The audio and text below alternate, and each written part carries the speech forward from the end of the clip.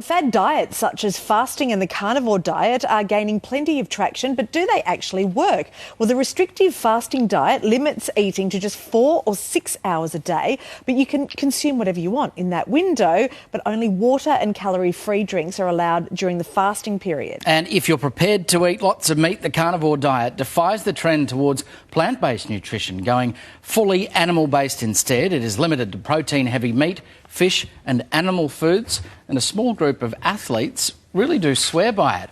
Clinical nutritionist Sarah Lorenzo joins us now. Sarah, good morning to you. Let's start with this fasting diet. I experimented with it for 3 or 4 days. My goodness, I was ravenous by the end of it.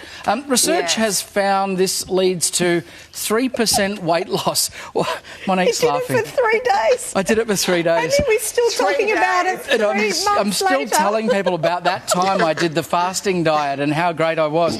But, you know, it actually can be effective. 3% weight loss over a 10-week period. Is this really achievable? Stop laughing, Monique. This is really, in my opinion, this is not achievable for the average person because life gets in the way. So many different elements of life, sleep, kids, parenting, work, all these factors come into play. So for the average person, I find compliance to these kind of restrictive fasting diets, very unachievable. I do wonder about the participants in this study that we've been referencing, what the compliance rate was and what the dropout was, because to eat within 4 hours per day for 10 weeks straight, as you did it for 3 days, it is really challenging, yes. OK, so something that you suggest is intermittent fasting sort of every other day or a few times a week. What do you eat? And you're a little bit more lax about the period of time that you can eat in. I think yours is 8 hours. What can you eat when you're doing that restrictive diet time-wise?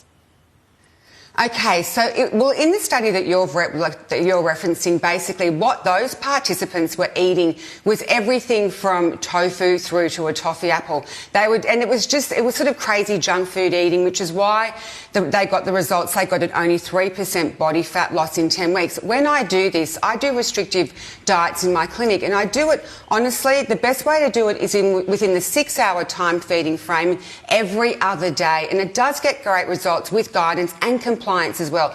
So what I recommend to my patients to do is not eat junk food, but really focus on a very well thought out meal plan that I've put together where you're getting heavier proteins such as the salmon, and of course I've got the red meat here, lots of fibre rich foods, good fats that are going to keep you full such as the avocado and the nuts, and of course a lot of antioxidant support with the berries and the beetroot in there. My patients will eat this between a 6-hour time frame, and honestly, I see things like oxidative stress come down, insulin resistance.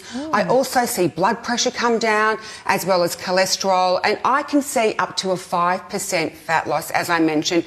But these diets are great if you do them alternate day, not every day, and that's where you get the compliance. Right. Can lead to less venomous co-hosts too, Monique, just quietly. Can I ask you, Sarah, we've seen the explosion in popularity of the plant-based diet. Now the carnivore diet's trending.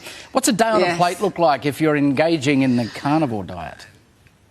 Okay, so you're going to start your day with bacon and eggs. Ooh. Then mid-morning snack would be something like some jerky. Your lunch over here would just be some different cuts of meat, of fish. And for your afternoon snack, you would have some slices of cheese. Dinner would look something like this with the chicken, the meat and the chops. And guess what your beverages are? It looks like a heart attack on a plate. The beverages are a cup of cream. You can drink cream, you can drink water, or you can drink bone broth. How much do you looks sort of light and airy, that diet. This is this carnivore diet. It is really trending. Does it work? Look, in my opinion, I could never promote this. I mean, if I go through the pros and cons of the carnivore diet, Basically, the only pro I can see is that you're actually not having any sugar. The cons I see, first of all, is it's going to elevate your cholesterol. It's high in fat. It's high in sodium. It's got no fibre. You'll end up constipated with gut issues. You're going to increase your risk of bowel cancer. And, of course, different things like you've got no vitamins or minerals from the fruits and vegetables and the whole grains that you're missing out on. You'll probably end up with scurvy if you do it because you've got zero vitamin C. Other than that, go for it. Other than that, it's a cracker. Yeah, have a cup of cream. You'll lose some weight. Thank you, Sarah. Thanks, very Sarah. Much. Appreciate that. It's educational. Really good. Don't have jerky, especially.